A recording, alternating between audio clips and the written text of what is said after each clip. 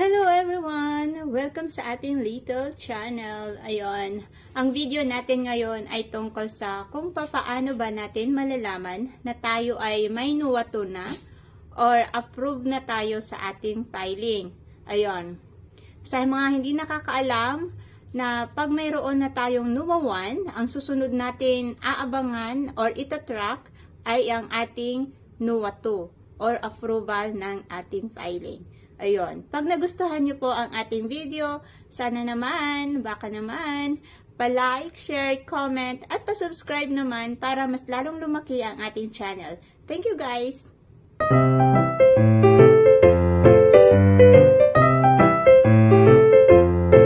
May iba-ibang paraan para malaman natin na approve na tayo sa ating filing or mayroon na tayong NOA 2.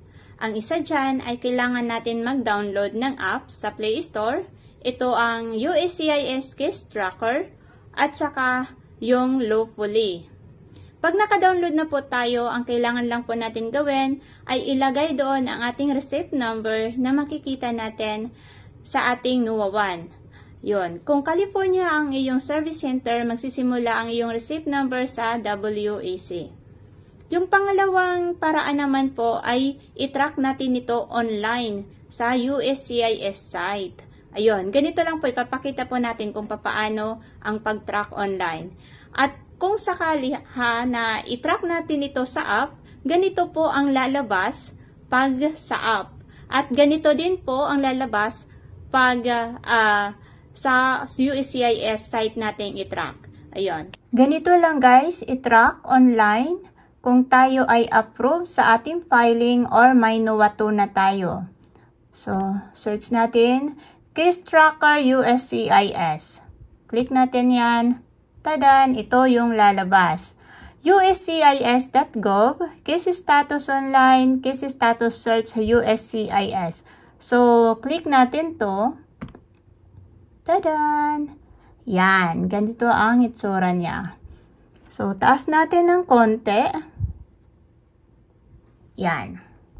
Itong dalawang box na ito ang ating fill upan.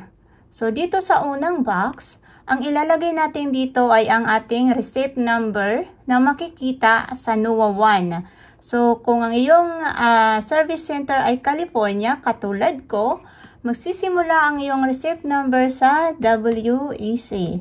Then, number. So, gawa tayo ng number kasi tapos na tayo dito. Yon. Tapos, ang sumunod naman ay itong pangalawang box. Yan. Audio or refresh image. Kung hindi natin masyadong nababasa ito, pwede nating i-refresh yan. Yan. Hanggang sa mabasa mo. Yan. Ganyan. Then, isulat natin. Or i-type natin.